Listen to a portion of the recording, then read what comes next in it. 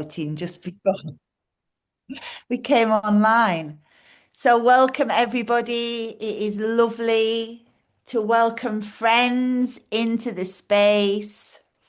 Please feel free to let us know how you are in the chat and where you are, because I'm just deeply nosy. I don't know about you, Maren, but I love to know whereabouts in the country people are, though I pretty much know where everybody is on this call so far.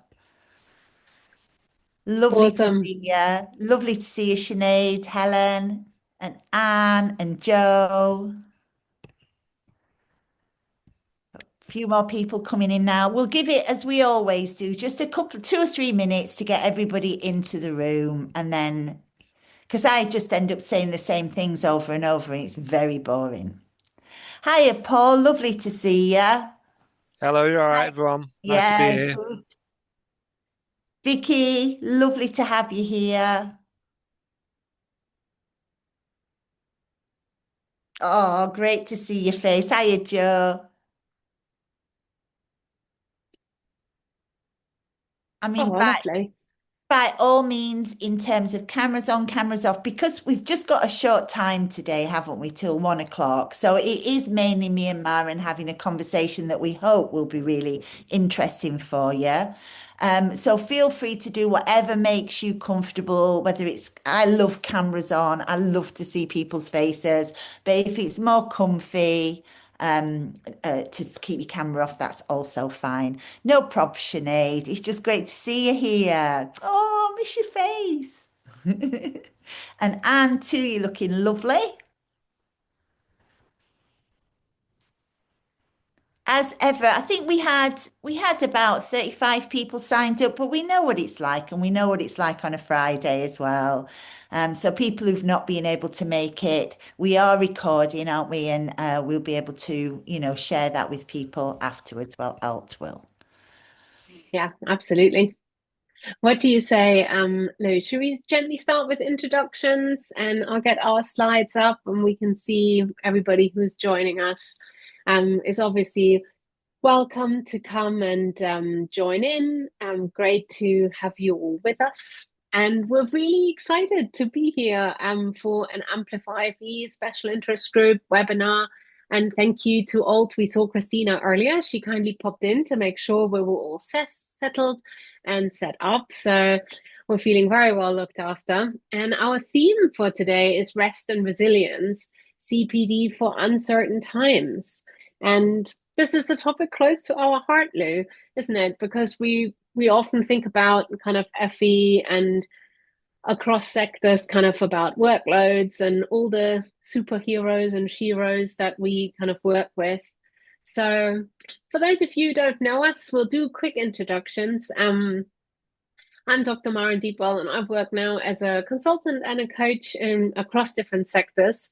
And I'm particularly interested in this topic because I often coach and train teams and managers on kind of productivity and increasingly AI and productivity. And one of the things that I train a lot on is how to put a stop and boundary around using technology. Lou, do you want to introduce yourself as well?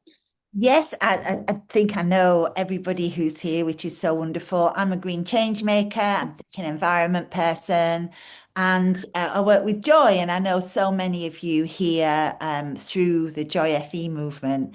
And I've known Maren a long time now, but actually, a couple of years ago, I did Maren's hybrid living, really, course coaching, which was just amazing and brought together lots for me around working as an independent, managing boundaries, managing my own boundaries, and being able to balance life. Because as well as the work that I do, that you know me for, I'm also a carer pretty much full time now with my mum, who's like wonderful, 96-year-old lady. And I do like to have a bit of a social life as well. So, getting all of that in balance through my work with Maren has been really profound. Oh, thanks, Lou. I'm grateful for the shout out. And obviously, you and I have collaborated on lots of things. And we were just talking about Lou's beautiful background, which is from the UHI campus up in Scotland, in Inverness. And we were just reflecting on the OER conference that took place there a few years ago. And I'm very excited about this year's OER conference. I've just put my proposals in and joined the program committee. So I'm looking forward to seeing any of you there who are heading to Milton Keynes in June. Wonderful. And I'll just say a little something about that conference in Inverness as well. So I am ADHD in my wiring, and I find conferences sometimes both exciting but also overwhelming. And on the morning of the conference, I'm in my digs in Inverness, and I did a LinkedIn post about this.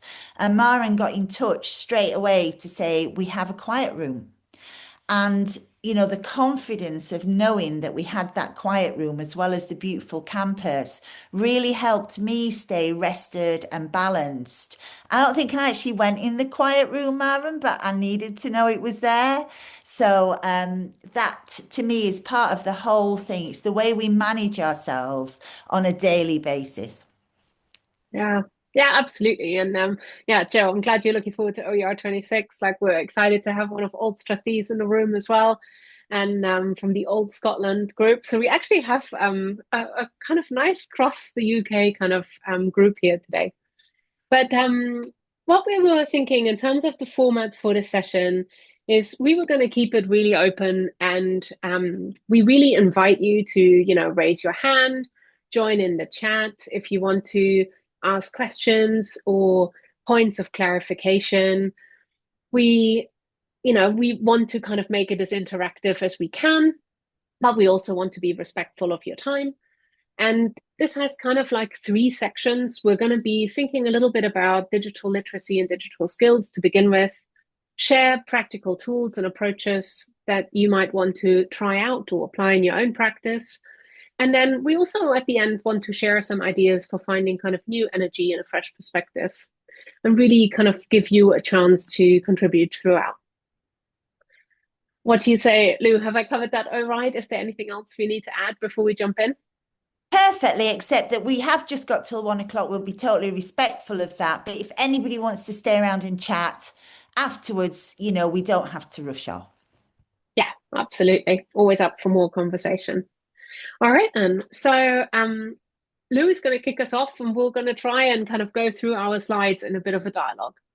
Yeah, not wanting to be a Debbie Downer on a Friday, but the fact is, we are in terrible times. I don't need to rehearse what that is. And I just really love this image. When everything is uncertain, everything that is important becomes clear. I think the challenge is clearing our minds enough, isn't it, to be able to recognize those important things. And so many things. Jackie and I actually were voice noting each other about hope this morning. And although she can be very challenging and fierce, Arundhati Roy is always a place I return to when I'm feeling despair in myself, which is a challenge, particularly I think working in a climate justice environment. And this quote from her, where that we have a chance to rethink the doomsday machine we have built for ourselves.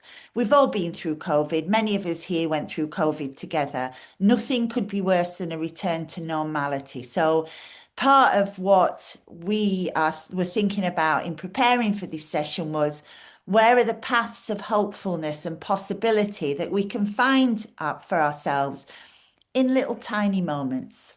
Back to you, Maren. So Lou and I are thinking about uncertain times, and I'm also thinking about the technology piece. And obviously, there's a lot of focus at the moment on using AI in learning and teaching. And one of the areas that I'm very sort of interested in to getting very concrete when it comes to creating hope and finding ways to navigating very uncertain environments is the skills and capabilities that we use every day and that we need. And a lot of the time, I think our focus is on, rightly so, making a difference to students and helping educators using these tools effectively. But I'm also interested in how we can sort of gain more empowerment and control over the tools that we're using, particularly when we think about the kind of frantic pace of productivity that can result in being constantly surrounded by emails and notifications and ever quicker summaries. Like I've never met anybody who found a quicker pace of productivity all that restful.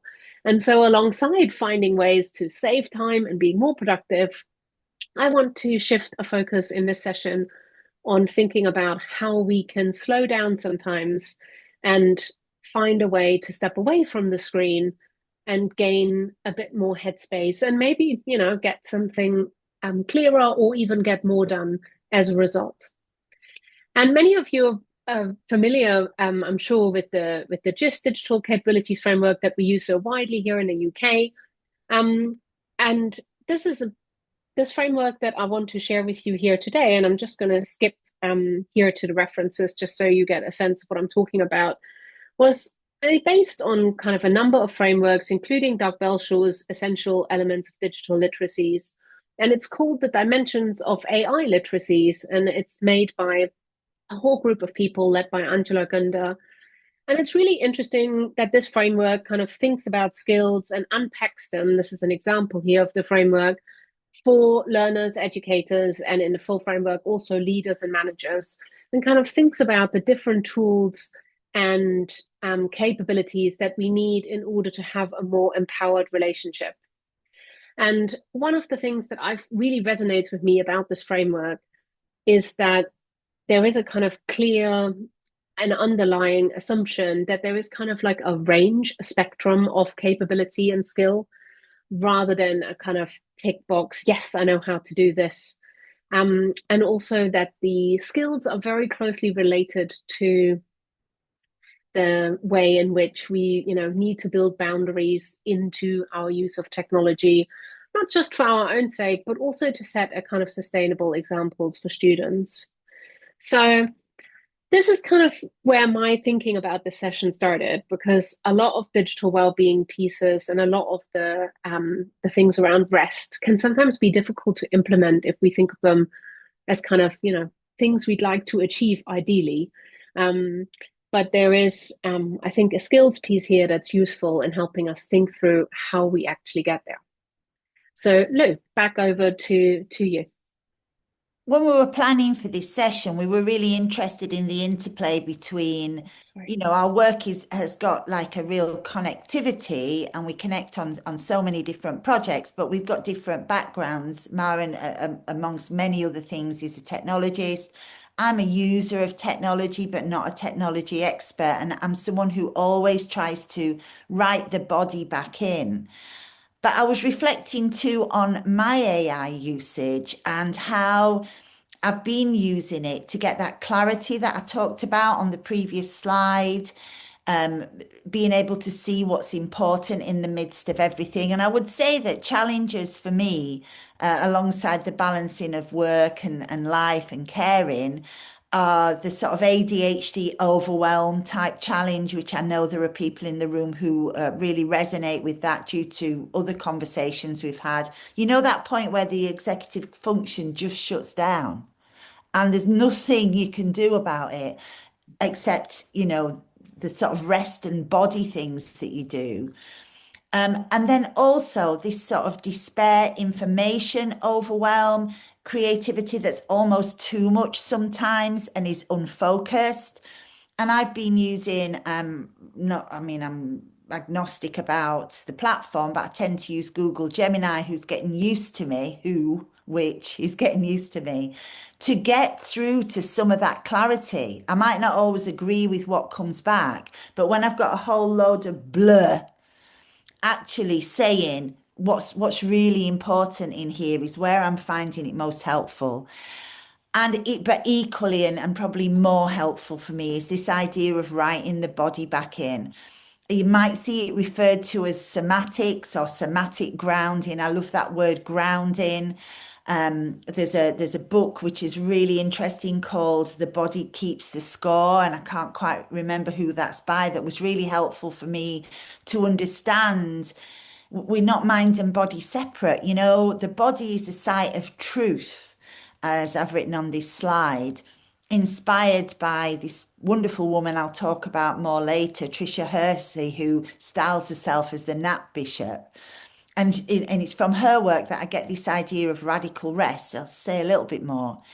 But the mind, we can be tricked into pushing through with the mind until that point where we reach that executive function overwhelm. But the body's probably already speaking to us. We might have a sore throat. We might be feeling really exhausted. We might be not getting on with like the housework or somewhere that's really untidy because we feel too tired or weary. We might have stopped going for a walk or doing our steps. And she recommends a couple of things. One is she calls it pacing as resistance, so just slowing right down. And a couple of examples are just to stop and take 5 minutes to really slowly drink a glass of water. So you have to tune back in on yourself, trying not to think. And she also talks about moving at a glacial pace. And I've been trying to just do that around the house sometimes when I'm feeling this sense of overwhelm, just for a few minutes. She recommends grounding techniques, and I can see quite a bit in the chat. I'm going to check in within a minute. I don't have a weighted blanket, but I have a heavy cushion and just sitting it on me sometimes, or having a quick nap or slowing my breathing down just helps me really get back into myself. I really love that. And just building on that notion of pace and slowing down, one of the things we've included in the slides, and hopefully you'll have a chance to explore these, we'll share these all openly licensed anyway, but we'll share them with you, is developing a kind of sense of who or what sets the pace of your week. And this is a great time to do it as it's Friday at lunchtime. And hopefully for many of us, the week is kind of winding down a little bit. And it's really useful to consider, if you kind of use the metaphor of a walk, what or who has determined the speed of your week, who or what made you speed up and kind of rush around, who or what determined where or how you walked, and who would cheer you at the finish line. Now, we don't have time today to go into this resource, but I've included a link to a walking contemplation resource that I developed last year for a conference in Dublin called Education After the Algorithm. And we'll come back to that towards the end of the session. And so if you're interested in giving this a go, there is a recording and a resource to try out if you want to have a kind of guided thought experiment to kind of think about the cadence of your week and thinking about who or what determines that. Now, Lou, I think I've jumped a bit back, but I want to hand back over to you for the thinking environment, as I think it's a piece that I'm really excited about. Thank you, thank you. And thank you for your use of the word cadence there. When I was running, my running days are over, but that was a thing that I really worked on, that sort of steady cadence. And I'm going to go back and think about that a bit more. So I appreciate that. I know that many in the room are familiar with the thinking environment, but I wanted to set it into the context of a bit of research, and I'll share a QR code with you in a later slide. But if you look at the quadrants on the right, this is Megan Wright's and John Higgins's research from last year, which they called spaciousness. And it's just, I love a quadrant. So it's just a really simple quadrant where they talk about the spaciousness of thinking, of creating possibilities, of finding that hope, vis-a-vis the doing mode of busyness. And FE is not A and E, but it tends to feel like it sometimes, like when everything's urgent. And they talk about that flourishing zone being where you can balance the doing with just a little bit of time for thinking. And as many of you do know, for 30 years or more now, my practice has been the practice of the thinking environment, where in a very small amount of time, you can get that clear head to do some thinking. And what brings the clear head is the uninterrupted attention of the person who is listening to you. They're clear in their own mind. They're not attempting to advise or have any thoughts of their own about what you're saying because it ain't their time and it ain't their monkey. They are just offering you attention which is generative to your thinking, offering eye contact even if you don't want to take it. So it's not intense. And what we can do in 5 minutes in a busy working day, if we're with someone who is willing to give us this beautiful, beautiful gift, the promise of not interrupting, not even interrupting silence.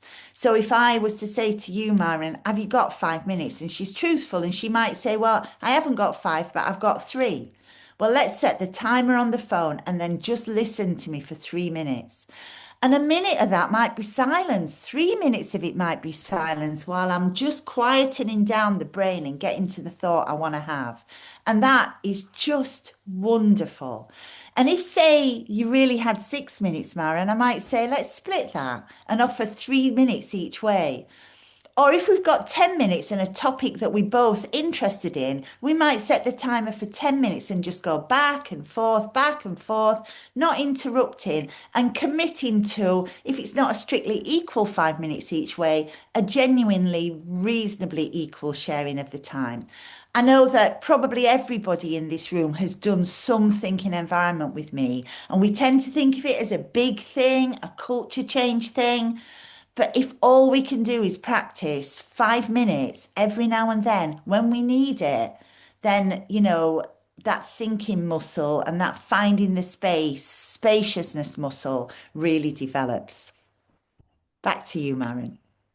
Oh, I really love that. And I think it's also, one of the reasons why we're including quite a lot of different strategies and approaches and resources is that creating a practice that fosters rest and resilience might look different for each of you.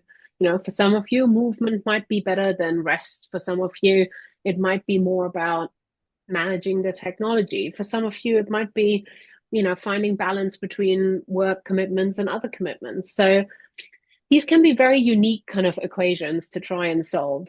But one of the things I wanted to share, and this is, I think, maybe my last resource to share, is the data detox kit that I've included here. And it is a openly developed and I think really reputable kit. And I'll share the link to the slides with all the links and resources in just a moment. And I really like this because it's not particularly higher ed focused. It's meant to be for anyone and everyone interested in taking a more empowered approach to using technology. And it is so straightforward to use. It's got no jargon at all, very practical and device agnostic and platform agnostic. And it's been in development for nearly 10 years. And it now has a whole suite of guides and tools, including on AI and privacy and security and well-being, and also the environment. And I think that's where it links back to some of the green change-making work that Lou is doing, because one of the things it gives you is an opportunity. Yeah, that's the one, Vicky. Thanks for posting that in. Is a way to calculate kind of what the carbon footprint or the environmental impact of some of the tools is that you use. It gives you some really practical examples, for example, of the impact of data centers on the environment and those sorts of things. So it has lots of different dimensions, including well-being, but it also has some very important pieces around privacy and notifications, location sharing, all those sorts of things. So this is just an example of the screenshot if you want to have a look at it. So it's really, I think, a really great guide and one that I return to every year. I do this once a year and I kind of go through it with various parts of my practice. Now, we've got a few minutes left and we wanted to share a little bit of inspiration, places that give us hope and ideas to explore. So I'll hand over back to you.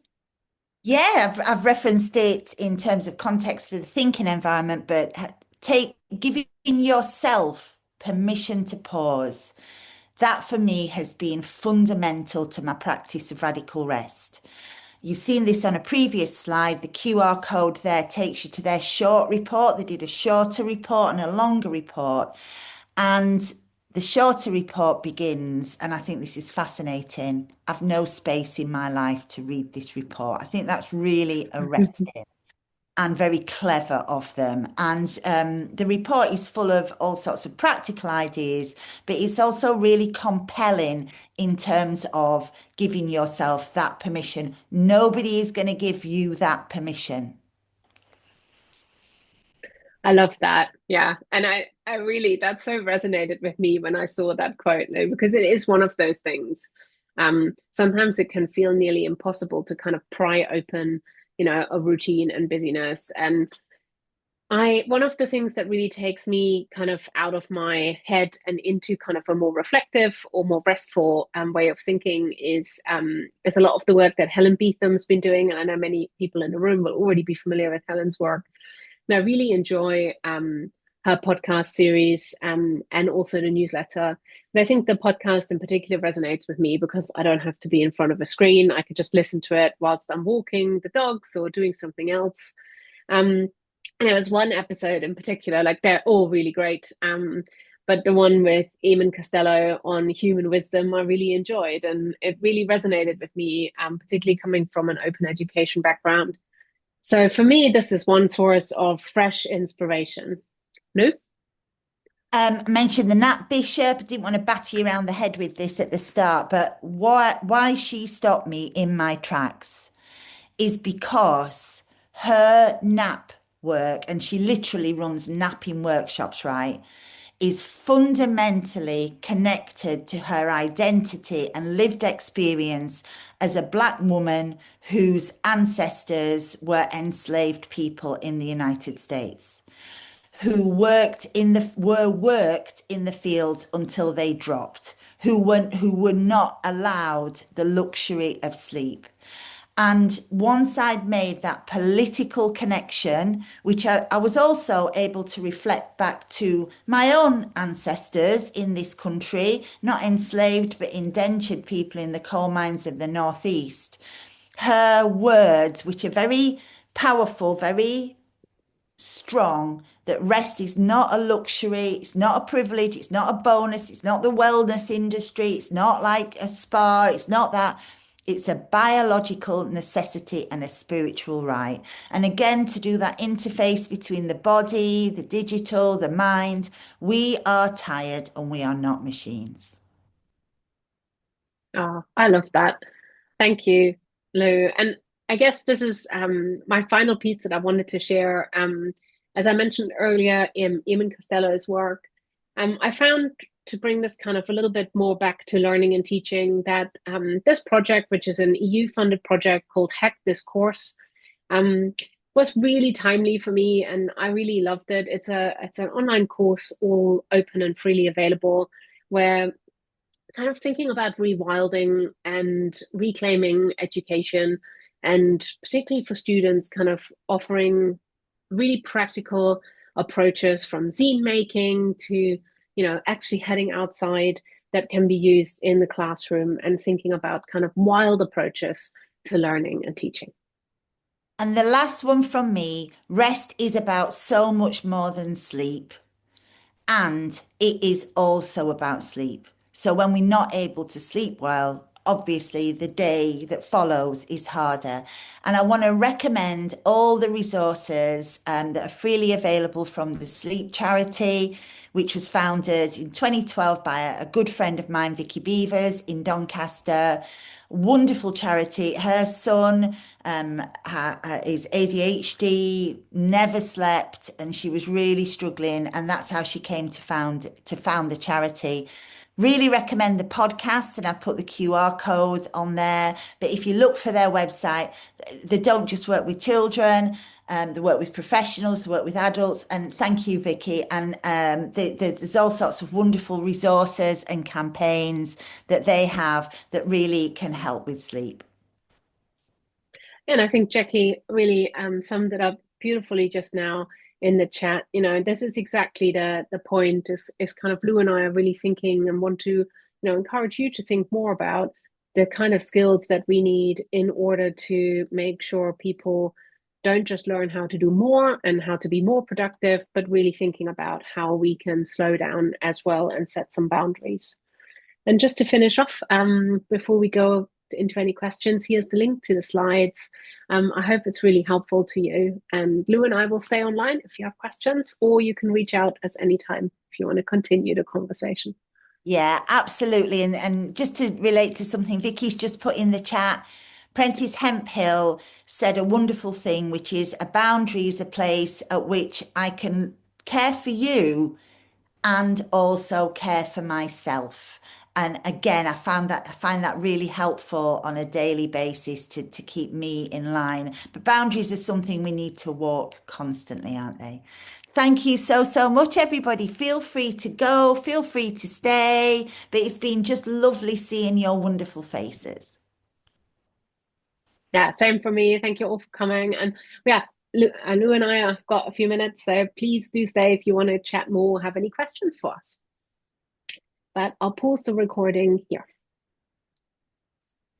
Thanks so much. I'm going to go and invest